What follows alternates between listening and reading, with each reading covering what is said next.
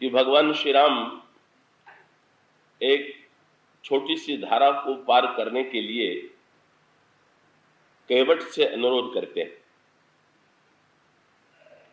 क्या भगवान श्री राम इस नौका को नदी के बिना पार, क्या इस नदी को बिना नौका के पार नहीं कर सकते हैं क्या? गोस्वामी जी तो बड़े आश्चर्य भरे शब्दों में कवितावली रामायण में ये चित्र प्रस्तुत करते हुए कहते हैं, गंगा के किनारे भगवान श्री राम खड़े और केवट भगवान राम से जो वार्तालाप करता है तो उसमें केवट ने खड़े होकर के भगवान राम का स्वागत भी नहीं किया। अब तो बैठे ही बैठे वो भगवान राम के अनुरोध को अस्वीकार करता रहा। गोस्वामी जी बड़े आश्चर्य भरे स्वर में ये कविता लिखते हैं कवितावली रामायण में। ये श्री राम वही तो हैं जो बड़े से बड़े पापियों को संसार सागर से पार उतार देते हैं, जिनके नाम का स्मरण करके अजामिल जैसे पापात्मा इस भव समुद्र को पार करने में समर्थ होते हैं। और वे भगवान श्री राम आज गंगा के तट पर खड़े हैं। नाम अजामिल ते खलकोट, अपार नदी भव बूढ़त काढ़े, जो सुमिरे गिरुमेरु शिलाखन होत अजाखुर वारिद बाढ़े। और उससे भी बड़ा आश्चर्य क्या है कि ये गंगा कौन है? इन गंगा का जो जन्म हुआ है भगवान राम के चरणों से ही हुआ है, जो प्रसंग आपके सामने चल रहा था।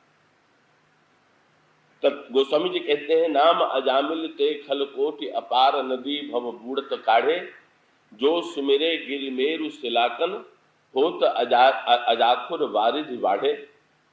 तुलसी जहि के पद पंकज ते, प्रगटे तटिनी जो हरे अघ गाढ़े।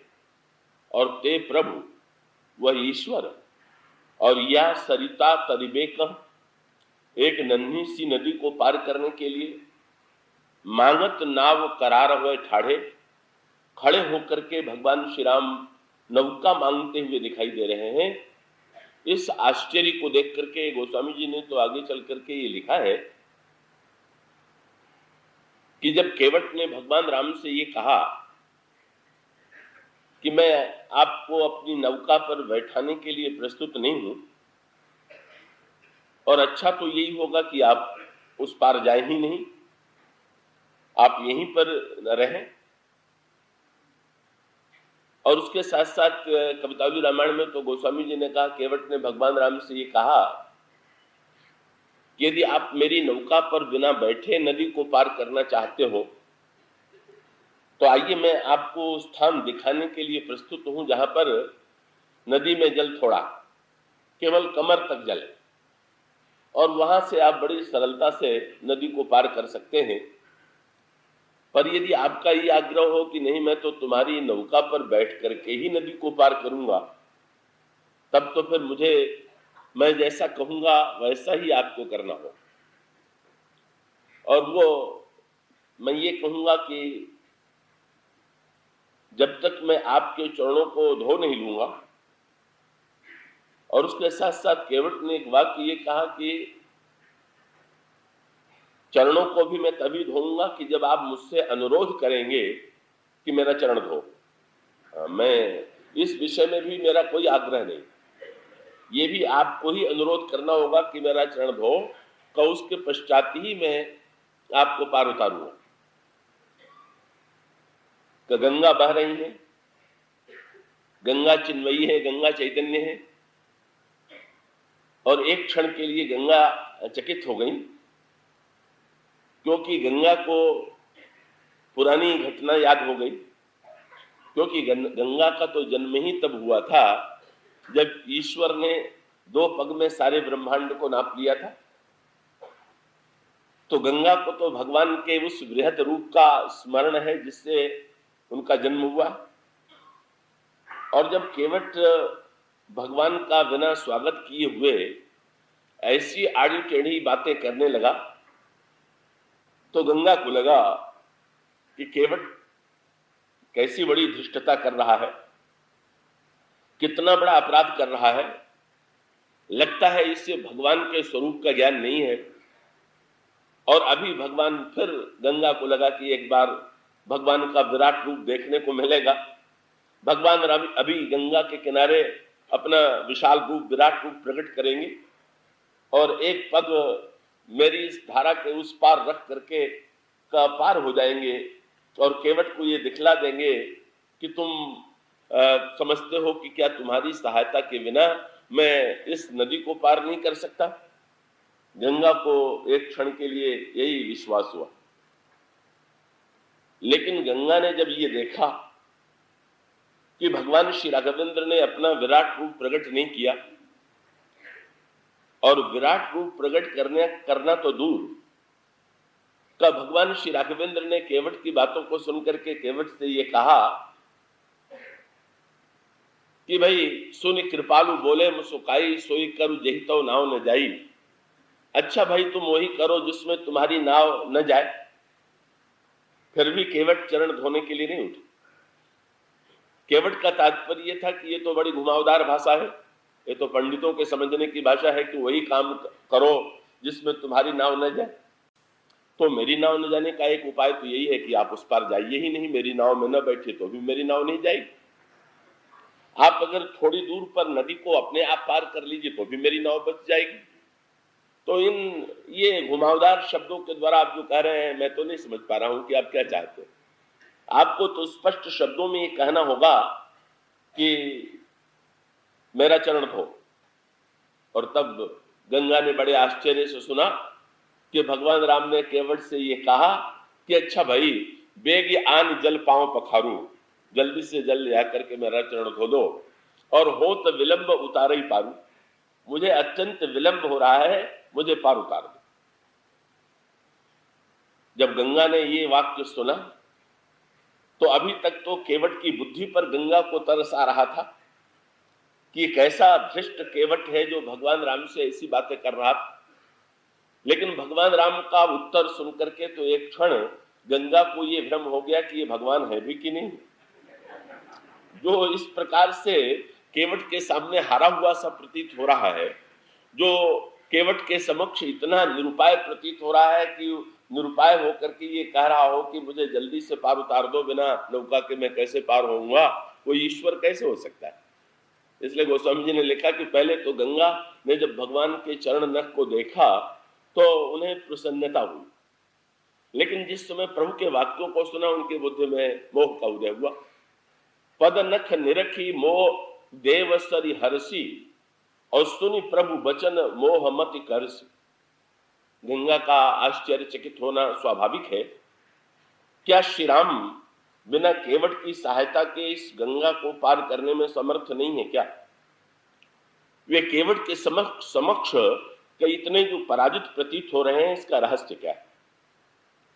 आइए इस प्रसंग के अंतरंग में थोड़ा गंभीर भाव से प्रसंग प्रविष्ट होकर के विचार करें। का आगे चल करके सुंदरकांड में का भगवान श्री राघवेंद्र के द्वारा समुद्र पार करने का वर्णन किया गया। का भारतवर्ष और लंका के बीच में विशाल समुद्र लहरा रहा है, और उस विशाल समुद्र को पार करने का भी प्रश्न था, और उस विशाल समुद्र को भगवान श्री राघवेंद्र ने स्वयं तो पार किया ही। उस प्रसंग को पढ़ने पर ऐसा प्रतीत होता है कि वहां पर बड़ा सांकेतिक प्रसंग आता है। गंगा नदी है और लंका और भारत के बीच में विशाल समुद्र है, तो जिसके लिए समुद्र पार करना इतना सरल था, बल्कि समुद्र के संदर्भ में तो ये आता है कि भगवान श्री राघवेंद्र ने मानव लीला करते हुए जब अपने मंत्रियों के समक्ष ये प्रश्न किया कि इस समुद्र को कैसे पार किया जाए, तो विभीषण ने भगवान श्री राम से ये अनुरोध किया कि मैं तो ये चाहूंगा कि आप समुद्र के किनारे बैठकर अनशन करें और फिर समुद्र स्वयं प्रसन्न होकर के आपके अनशन से, आपके उपवास से प्रसन्न होकर के पार करने के लिए उपाय बता देंगे। भगवान श्री राघवेंद्र ने विभीषण के मत का समादर किया और उन्होंने ये कहा कि मित्र, तुमने बड़ा सुंदर उपाय बताया है और अगर दैव सहायक होगा तो इसमें सफलता मिलेगी। सखा कही तुम नीक उपाई, करिए दैव जो होए सहाय।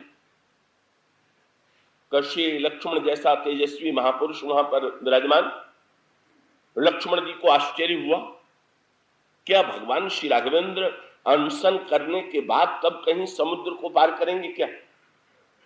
क्या उन्हें समुद्र के प्रार्थना करने की आवश्यकता है? क्या समुद्र की सहायता से भगवान राम समुद्र को पार करेंगे? तो ये तो किसी असमर्थ व्यक्ति के लिए उचित हो सकता है, पर सर्व समर्थ ईश्वर समुद्र को पार करने के लिए अनशन करे, ये कैसे उचित हो सकता है? कब उन्होंने भगवान श्री राघवेंद्र को स्मरण दिलाया, मंत्र ने यह लक्ष्मण मन भावा, राम बचन सुनि अति दुख पावा, नाथ दैव कर कवन भरोसा, सोखी सिंधु।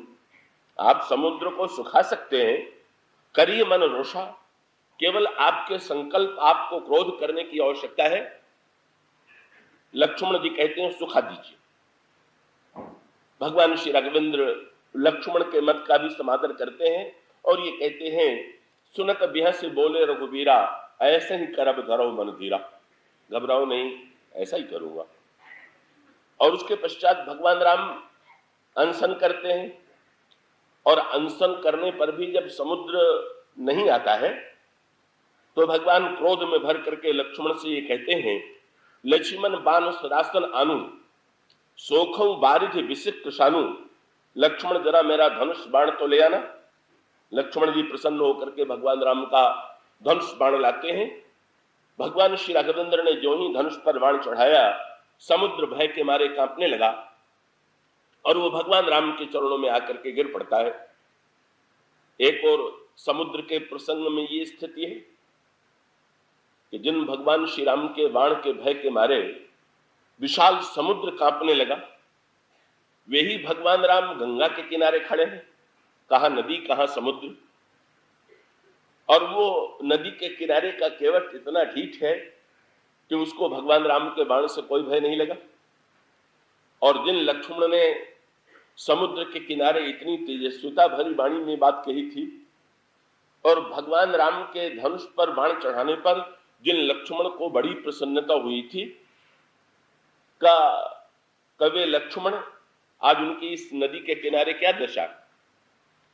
आज तो भगवान श्री राम तो असमर्थ ही है, पर लक्ष्मण जी की तेजस्विता को भी चुनौती देने वाला एक साधारण केवट कह देता है कि ये क्या कर लेंगे, ये आप तो मेरा कुछ कर ही नहीं सकते। भगवान राम से तो कहा कि वो तो आपका मर्म मैं जानते ही हूं, तो आपसे तो कोई बात नहीं, पर शायद इनके मन में ये बात आ रही हो कि नहीं ये ढिठाई कर रहा है तो मैं दंड दूंगा, तो कह दिया कि मेरे ऊपर इसका प्रभाव पड़ने वाला नहीं। बरु तीर मारे ही लखन पे जब लग्न पांव पकारियों, ये मैं इससे रंच मात्र भयभीत नहीं। उसे भगवान राम से भय नहीं, लक्ष्मण से भय नहीं। और रामायण का ये केवट ऐसा पात्र है कि जिसको तीनों ने एक साथ मनाने की चेष्टा की। आगे चल करके लिखा हुआ है, जब केवट ने भगवान राम को पार उतार दिया और पार उतारने के पश्चात प्रणाम किया, जब आए थे तो प्रणाम नहीं किया, पर जब पार उतार दिया तो चरणों में प्रणाम किया। और प्रणाम करने पर भगवान राम को यह संकोच हुआ कि मैं केवट को उतराई तो दूं, और तब संकोच बस सोचने लगे क्या दूं, तो श्री सीता जी ने अपनी मुद्रिका दी, प्रभु देने लगे। पर वो स्वामी जी ने लिखा कि गंगा के किनारे एक अनोखा दृश्य है, भगवान राम केवट को मना रहे हैं और केवल भगवान राम ही केवट को नहीं मनाते। आप तो क्या लिखा हुआ, बोले बहुत कीन प्रभु लखन सी। लक्ष्मण भी केवट को मनाते हैं कि भाई मुद्रिका नहीं लेना है तो क्या तुम्हें लेना हो तुम बताओ। श्री सीता जी भी केवट से ये कहती हैं कि तुमने उतारा है तो तुम्हें का कुछ न कुछ तो स्वीकार करना ही चाहिए। का ये तीनों मिलकर के मनुहार कर रहे हैं केवट की पर केवट कहता है कि नहीं, मुझे कुछ नहीं चाहिए, मैं कुछ नहीं लूंगा। और तब लिखा हुआ है भगवान सब दे देते हैं पर अपनी भक्ति नहीं देते। लेकिन यहां पर भगवान ने केवट को मनाया, श्री सीता जी ने और लक्ष्मण जी ने केवट को मनाया, और मना करके अपनी ओर से बोले भाई तुम नहीं लोगे पर हम तो अपनी ओर से। तुरंत भगवान राम ने कह दिया, बहुत कीन प्रभु लखन सिय, नहीं कछु केवट ले, कब विदा कीन रघुवंश मणि, भगत विमल भर दे। भगवान ने अपनी ओर से अनुरोध करके केवट से ये कहा कि भक्ति दीजिए, पर केवट भक्ति में भी का एक बड़ा यह सूक्ष्म संकेत क्या, भगवान राम की दी हुई मुद्रिका कहो तो श्री सीता जी की दी हुई मुद्रिका है। का श्री सीता जी कौन है? का साक्षात परा भक्ति ही सीता। लखन राम सीता सहित राजत पर्ण कुटीर, भगत ज्ञान वैराग्य जनु सोहत धरे शरीर। तो ये मुद्रिका श्री सीता जी के हाथ में थी, ये भक्ति के हाथों में मुद्रिका। और इस मुद्रिका की विशेषता क्या है कि इसमें राम नाम लिखा हुआ, और वो भक्ति के द्वारा दी हुई जो मुद्री है राम नाम की, उस राम नाम की मुद्री को स्वयं अखंड ज्ञान घन साक्षात प्रभु ईश्वर केवट से लेने का अनुरोध कर रहा। इससे बढ़कर के प्रसाद क्या हो सकता है? जिस मुद्रिका में भगवान का मंगलमय नाम अंकित है, जो मुद्रिका भक्ति देवी के द्वारा दी जा रही है, ज्ञान जिसे स्वयं उपहार के रूप में दे रहा है, वैराग्य जिसका समर्थन कर रहा है, का ऐसी विलक्षण वस्तु को पाकर के कौन ऐसा व्यक्ति होगा कि जो उसे नहीं ले लेगा। आगे चल करके देखेंगे कि जब हनुमान जी को यही मुद्री भगवान राम ने दिया तो हनुमान जी ने तो सरलता से ले लिया, पर हनुमान जी ने जिस मुद्री को ले लिया, केवट ने उस मुद्री को लेना स्वीकार कर दिया। क्यों? वस्तुतः केवट ने जो ही देखा कि इस मुद्री में राम नाम लिखा हुआ, तो केवट ने मुद्री को लेना स्वीकार कर दिया। क्या बोले? महाराज मैं जानता हूं कि भक्ति की सबसे प्रिय वस्तु क्या है। कब भक्ति देवी जब किसी पर प्रसन्न होती हैं तो भगवान का नाम उन्हें अत्यंत प्रिय है। उनकी मुद्रिका उनमें राम नाम है, इसका अभिप्राय यह है भक्ति का सबसे प्रिय चिन्ह है भगवान का नाम। भगवान लोग भक्त जो हैं जब भक्त करते हैं तो उसमें भगवान नाम ही उनका चरम साधन है, और भगवान नाम के द्वारा ही भगवान को प्रसन्न करने की चेष्टा की जाती है। तो उसका अभिप्राय यह है कि केवट के लिए भगवान नाम की मुद्रिका दी जा रही है, पर केवट ने अस्वीकार क्यों कर दिया? केवट ने कहा कि नहीं महाराज, ये राम नाम की मुद्री अगर मैं ले लूंगा तो इसका अर्थ है कि मैंने राम नाम का मंत्र ले लिया और फिर मुझे जप भी करना चाहिए। सो मैं तो आपका जप कर नहीं पाऊंगा, आप ही मेरा जप करते रहे, ऐसी भक्ति दीजिए तो बात और का मुझे का वस्तुतः साधना मूलक भक्ति की अपेक्षा नहीं है, जिसमें साधक को भगवान का स्मरण करना पड़ता है। भक्ति के दो पक्ष हैं। का एक पक्ष तो यह है कि जहां पर भक्त भगवान का स्मरण करता है, का ये साधना मूलक भक्ति, और दूसरी कृपा मूलक भक्ति। तो साधना मूलक भक्ति में साधक के पुरुषार्थ की प्रधानता, तो जिसमें क्षमता हो। हनुमान जी ने मुद्री ले लिया, कहो तो राम नाम के बड़े प्रेमी हैं। हनुमान जी तो निरंतर राम नाम का जप करते ही रहते हैं। को सुमिरी पवन सुत पावन नामू, अपने बस कर राखो रामू। तो अगर हनुमान जी उस राम नाम की मुद्रिका को ले ले तो वो उनके लिए अनुकूल ही है। कभी इतनी महान साधना कर सकते हैं कि निरंतर राम नाम में डूबे रहें। राम नाम का आश्रय हनुमान जी को अत्यंत प्रिय। पर केवट ये कहता है कि नहीं नहीं, इस मुद्रिका को मैं स्वीकार करने वाला नहीं। कि केवट की भावना तो वही है जो किसी प्रसंग में दादू से किसी ने पूछ दिया, आपके हाथ में आजकल माला नहीं दिखाई देती, क्या आप अंगुलियों पर ही जप करने लगे हैं क्या, या अंगुलियों के स्थान पर आप केवल मन में जप करते हैं, आपने जिह्वा से जप करना छोड़ दिया है क्या? उन्होंने कहा नहीं भाई, माला से भी नहीं करता, अंगुलियों पर भी नहीं करता, मन में भी नहीं करता। तो महाराज आपने जप छोड़ दिया? तो दादू ने कहा कि अब मेरे बदले दूसरा जप करने लगा। कौन? बोले माला जपो न कर जपो, जिह्वा जपो न राम, सुमिरन मेरा हरि करें, मैं पावा विश्राम। अब तो भगवान ही मेरा स्मरण कर लेते हैं, मैंने पूरी तरह छुट्टी पा लिया। अब मानो किसका अभिप्राय यह है कि नन्हा बालक मां को याद करता है कि मां नन्हे बालक को याद करती। ये नन्हे बालक का भी अनोखा स्वभाव है। वो तो खेल कूद में इतना भूल जाता है कि मां की याद भी नहीं आती, पर उस खेल कूद में भूले हुए बालक की याद करने का भार किस पर है? मां पर। तो केवट का तात्पर्य है कि यदि आपको मैंने साधना के द्वारा पाया होता, अब यहां पर बड़ा सूक्ष्म संकेत है। देखिए, ये गंगा जो है, गंगा को गोस्वामी जी भक्ति का प्रतीक मानते।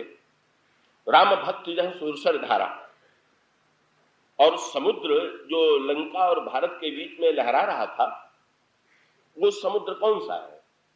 तो उस समुद्र की तुलना गोस्वामी जी विनय पत्रिका में करते हैं अभिमान से, देहाभिमान से। विनय पत्रिका में वे कहते हैं, कुणप अभिमान सागर भयंकर घोर, अमित अवगाह दुस्तर अपारम, नक्र रागाज संकुल मनोरथ सदा, संग संकल्प वीची विकारम। ये जो देह का अभिमान है, देह को ही आत्मा मान करके जब व्यक्ति अपने को मैं कह करके पुकारता है, तो यही देहाभिमान जो है विशाल समुद्र है। और इस देहाभिमान और ये जो गंगा है, ये भक्ति की प्रतीक है। तो एक ओर भक्ति को पार करना और दूसरी ओर देहाभिमान को पार करना, दोनों में अंतर कहां पर है? देहाभिमान को कैसे पार किया जाए? क्योंकि इस देहाभिमान के समुद्र में अगाध जल भरा हुआ है, इसमें लहरें उठ रही हैं। और ये लहरें क्या है?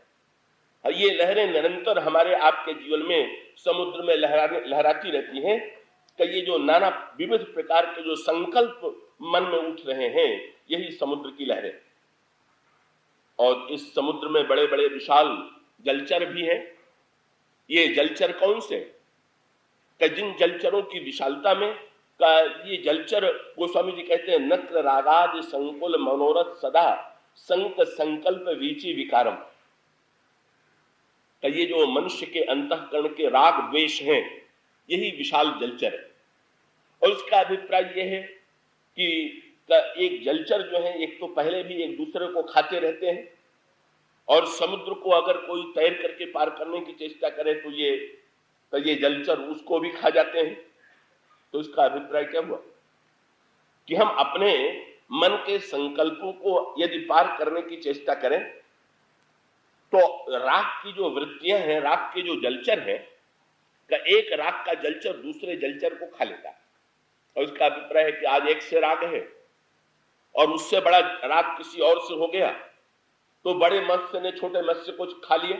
ये भी कि किसी से द्वेष हो गया तो वो भी राग और द्वेष। और इस प्रकार से इसका अभिप्राय यह है कि हमारे मन का संकल्प, इसलिए हम उस पर विजय प्राप्त नहीं कर पाते हैं कि हम अपने अंतःकरण के राग और द्वेष को जीतने में समर्थ नहीं हैं, और वो राग और द्वेष हमें निरंतर निगलने के लिए प्रस्तुत हैं, कि इसलिए उस समुद्र को पार करना बड़ा कठिन। लेकिन उस समुद्र को पार करना कठिन होने पर भी उस समुद्र को पार करने की पद्धति क्या है? और उसका अभिप्राय यह है कि देहाभिमान पर यदि विजय प्राप्त करना चाहें, देहाभिमान को यदि पार करना चाहे, तो इसका उपाय क्या है? तो कई उपाय सामने आए जो आपके सामने अभी प्रारंभ में कहे जा रहे थे। का विभीषण तो ये कहते हैं कि अनशन किया जाए, उपवास किया जाए। तो कई व्यक्ति ऐसे हैं कि जो का उपवास के द्वारा, व्रत के द्वारा, संयम नियम के द्वारा देह के अभिमान पर विजय प्राप्त करने की चेष्टा करते हैं। लेकिन लक्ष्मण जी कौन है? लक्ष्मण जी है मूर्तिमान वैराग्य। अभी विभीषण जो है पूरी तरह से राग से मुक्त नहीं हुए हैं। कई इसलिए वे राग से मुक्त न होने वाले विभीषण जो हैं, कब वो उपवास करने के मार्ग का संकेत करते हैं। पर लक्ष्मण कहते हैं कि ये मार्ग साधारण लोगों के लिए है कि वे समुद्र के किनारे प्रार्थना करें। नहीं, देहाभिमान को प्रार्थना के द्वारा उस पर विजय प्राप्त नहीं की जा सकती है। वे भगवान राम से अनुरोध करते हैं कि आप का धनुष पर बाण चढ़ाइए, ये आप अग्निबाण चढ़ाइए और अग्निबाण के द्वारा समुद्र को सुखा दीजिए। ये अग्निबाण क्या है? ये जो ज्ञान है यही अग्निबाण है। ज्ञान अग्नि सर्वकर्माणि भस्मसात् कुरुते अर्जुन। यदि व्यक्ति अभिमान पर विजय प्राप्त करना चाहता है तो ज्ञान का आश्रय लेकर के अभिमान पर विजय प्राप्त करना सरल है। का भगवान श्री राघवेंद्र का ये जो दिव्य बाण है, तो ये दिव्य बाण ऐसा है कि उसके समक्ष देहाभिमान टिक नहीं पाता। स्वयं समुद्र भगवान राम के बाण से धर्षित होता है, भयभीत होता है, और भयभीत होकर के भगवान श्री राघवेंद्र से ये कहता है कि आपके लिए तो समुद्र पार करने का। भगवान श्री राघवेंद्र से एक वाक्य बड़ा सुंदर समुद्र ने ये कहा। समुद्र ने कहा कि महाराज, ये आपने धनुष पर बाण क्यों चढ़ा लिया? तो भगवान राम ने मुस्कुरा करके कहा, तुम्हें पार करना है, और लक्ष्मण कहते हैं कि तुम बिना सुखाए मानने वाले नहीं। तो समुद्र ने भगवान राम से कहा, महाराज आपको भी बाण चढ़ाना पड़ेगा क्या? क्या बहुत बढ़िया बात समुद्र ने कही। बोले महाराज, संसार के साधक ज्ञान के द्वारा मुझ पर विजय प्राप्त करें तो समझ में आता है, पर क्या ईश्वर भी ज्ञान के द्वारा मुझ पर विजय प्राप्त करेंगे क्या? अरे आपका तो संकल्प ही, आप केवल संकल्प कर लीजिए, प्रभु प्रताप में जाब सुखाई। केवल आप एक बार सोच लें और मैं सूख करके विनष्ट हो जाऊंगा। लेकिन मैं ये चाहता हूं कि आपने मनुष्य के रूप में जन्म लेकर के यदि जीव को साधन पक्ष की शिक्षा देने का विचार किया है, तो आप ऐसी कृपा कीजिए कि जिसके द्वारा लोगों को देहाभिमान पर विजय प्राप्त करने की का विविध पद्धतियों का ज्ञान। और तब वहां पर वो अधिक विस्तार की अपेक्षा नहीं है। वर्णन आता है कि समुद्र भगवान श्री राघवेंद्र से अनुरोध करता है कि आप मेरे ऊपर सेतु का निर्माण करावें, और पुल का निर्माण करने के पश्चात का फिर का बंदर सेना पार करे। का वहां पर फिर आगे चल करके लिखा गया कि बंदरों के द्वारा सेतु का निर्माण किया गया। 3 मार्गों से इस देहाभिमान पर विजय प्राप्त की जाती है, ज्ञान योग, भक्ति योग और कर्मयोग। और यह तीनों का संकेत ये है, जो पत्थर का पुल है ये कर्म मार्ग का प्रतीक है। कैसे कर्म करें कि देहाभिमान से ऊपर उठें, ये बंदरों के द्वारा बनाया जाने वाला पुल। वहां पर समस्या यही थी कि पत्थरों के द्वारा पुल बनाना था, लेकिन पत्थर इतने भारी थे कि वो डूब जाते थे। पत्थरों का स्वभाव है, और यही हमारे आपके जीवन में कर्म की समस्या है। का सेतु का निर्माण करेंगे कर्म के द्वारा, और कर्म जैसे पत्थर डूबने वाले हैं उसी प्रकार से कर्म डूबता है और डुबोता है। क्यों? पत्थर भारी। पत्थर जब तक हल्का नहीं होगा तब तक उसका वो जल में डूबना बंद नहीं होगा उसका। और इसका अभिप्राय क्या कि जब तक सत्कर्म के पत्थर में अभिमान का भार है तब तक वो डूब जाएगा।